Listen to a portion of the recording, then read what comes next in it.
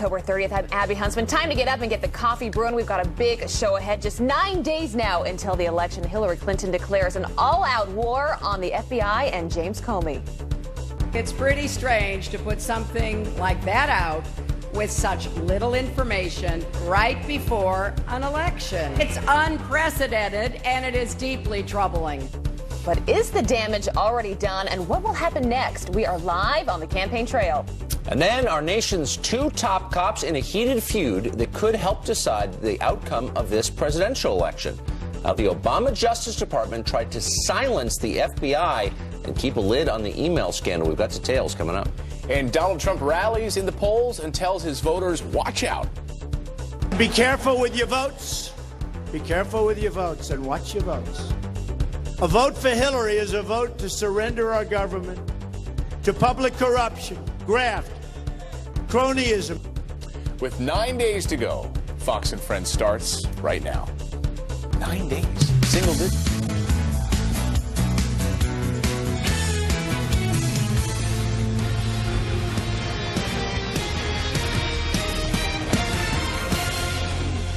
Single digits. Can you believe Holy that? smokes. Didn't it feel like this started 2 years ago? It did start 2 years ago. We've been talking about it for 2 years, and if only we had something to talk about. You can't say it hasn't been memorable. We got a jam-packed show for you this morning. Holy smokes. Look at this lineup. We got Mike Huckabee. We've got Reince Priebus, Martin O'Malley, Bill Richardson, Kellyanne Conway, all on this Sunday edition. That is a fair and balanced program, by the way, and there is just so much going on. Yeah, in and the news so many this morning. questions to ask those guests. So it's going to be a big 4-hour show, and it's Halloween here in New York City. I came in this morning driving in. The funny thing about New York is you can't tell who's in costume and who's not. It's a little bit freaky. It didn't look any weirder than usual from my perspective. I was like, oh, there's a female Captain America. That's normal. That's normal. We do around start, here. though, with this election. And as we mentioned, just 9 days now until the election. Trump taking full advantage of the renewed email probe as Hillary Clinton appears to be ready for a battle now with the FBI. We have Team Fox coverage. John Roberts is following Donald Trump in Vegas. But first to Mike Emanuel covering the Clinton camp. Good morning, Mike. Clayton, Abby, Tucker, good morning to you. Hillary Clinton is firing back at the FBI director, calling his decision on her email probe deeply troubling. We were with Clinton at a campaign event in Daytona Beach when she told her supporters the FBI investigation would not distract her or bring her down. The Democratic nominee also blasted Donald Trump, accusing him of misleading the public on her email issue. But Clinton's toughest criticism seemed to be saved for FBI Director Comey. I'm sure that some of you may have heard about a letter that the FBI director sent out yesterday. Well, if you're like me, you probably have a few questions about it. It's pretty strange to put something like that out with such little information right before an election.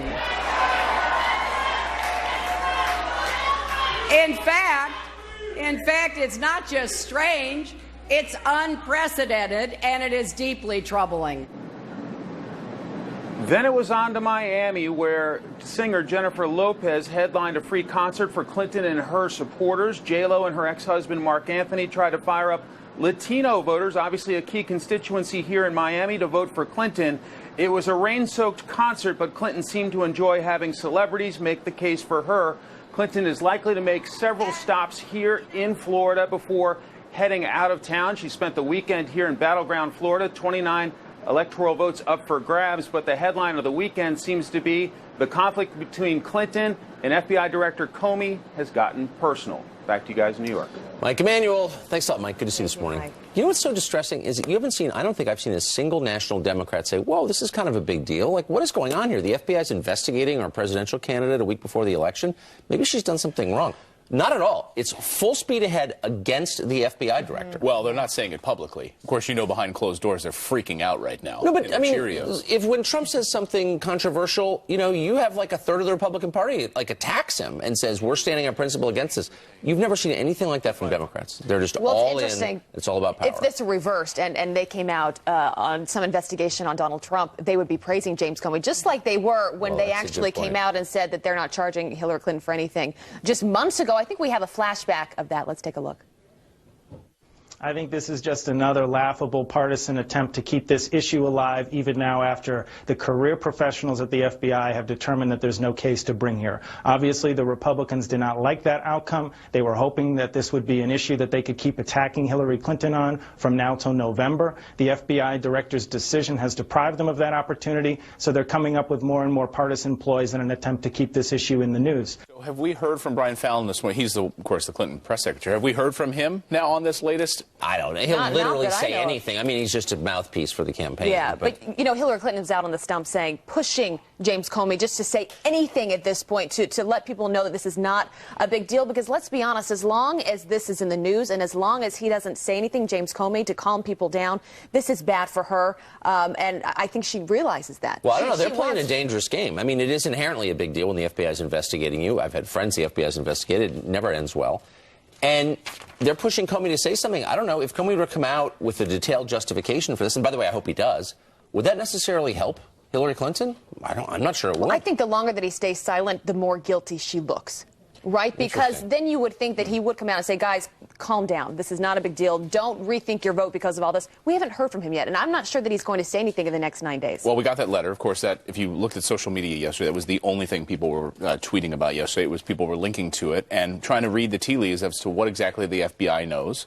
So Loretta Lynch, though, apparently we're learning this morning, actually warned him against sending this letter to Congress, letting him know, like, look, this is not something we're prepared to do, and he went against her wishes, which is pretty remarkable. Look, there's a report in Yahoo by Mike Isikoff, who we interviewed yesterday, one of the most famous investigative reporters in D.C., not a right-wing hit guy, that's for sure, that says the FBI could not get permission from the Department of Justice to look at these emails. Basically, DOJ, under Loretta Lynch, was trying to stymie this investigation at every turn, presumably for political reasons. That actually is amazing. There's zero evidence that James Comey is acting out of political animus against Hillary Clinton. There's a ton of evidence that Loretta Lynch is playing an inside. No, but what James Comey said, though, he said if anything happens this investigation, if anything changes, I promised Congress that I would come out and I would let them know. This is someone who is sticking to his word, doing what he said he would do. Right. I think there's more going on behind closed doors between the Attorney General and James Comey and maybe even President Obama. I think there's more to the story that we're going to hear as weeks come out. And there's also a tech angle to this, which I found interesting. A router was also taken. A router which would let you see what other devices had attached and actually access that network to get information. So not just those computers, not just those devices, but a router, a Wi-Fi router, so that if other people were on Huma Abedin's actual Wi-Fi router, what other access and what other information could she have gotten? Well, see, these are questions that should have been answered back in June when Huma Abedin sat under oath and was deposed in a case then, I think it was June 28th, and she was asked really specifically, all the devices on which your emails reside, are they accounted for? Have you turned them over? And she said, I absolutely have. And it turns out that was false, apparently, because there was this laptop in her apartment used by her husband that her emails were on. That she shared with her husband, Anthony Weiner, as you like to call him, Tucker. Carlos Danger. Well, he likes to be called Carlos Danger. I call people what they want to be called. But she's now in hiding. She's hiding in her New York apartment, and she's saying she can't recall how her emails wound up on her husband's computer, but now leaving to a lot of questions because we don't have any information from James Comey. It does make, I think, a lot of people wonder what is in these emails. Well, how bad is this? And demands for Hillary Clinton to let her go. You're done. But as we talked to Ed Klein yesterday, she is never beyond 3 feet away from Hillary Clinton at any time. Yeah. I mean, the relationship that they have is incredibly strong. And I forgot she worked for Teneo for a period of time. Oh, of course. Well, she was being paid as she was at the State Department, also by Teneo. But she's been entangled in all this for years and years. Anthony Weiner wound up with access to her email. She was married to him, and Bill Clinton presided over their wedding. So take 3 steps back. How reckless is it for Hillary Clinton to be apparently sending classified information to her closest aide, Huma Abedin, when she's married to a guy who's famous for his recklessness around electronic devices? Right. I mean, she's married to Anthony Weiner. If you're married to Anthony Weiner, I'm not sending you anything classified. And the fact that they shared the same computer, which is just icky on a whole other level. Yeah. Well, much more on this morning. We've got 4 hours to get to. Yeah, we do. Meanwhile, Donald Trump taking full advantage of this crisis in the Clinton campaign, taking her to task on everything from her emails to Obamacare. Fox News senior national correspondent John Roberts is following the Trump campaign in Las Vegas this morning. John, good morning. Abby Tucker Clayton, good morning to you. The town's still going strong. Nothing like Halloween in Las Vegas, that's for sure. Early voting started here about a week ago. The Democrats claimed a big advantage on the first day with a union-organized Get Out the Vote campaign. Since then, Republicans say that they've been doing better, particularly in Washoe County, which was where Reno is located. But Hillary Clinton, in the Real Clear Politics average of polls, still leads here in the Silver State by about 2 points. So Donald Trump's going to try to even that up with a big rally here at the Venetian, owned, of course, by casino magnate Sheldon Adelson, who is a big Trump backer. Yesterday in Colorado and in Arizona, Donald Trump going very hard on this idea of the FBI opening up this investigation, hammering Attorney General Loretta Lynch for trying to strong-arm James Comey into not sending that letter to Congress, offering no quarter to Hillary Clinton for this latest chapter in her email saga. Here's Trump yesterday in Phoenix. Hillary has nobody but herself to blame.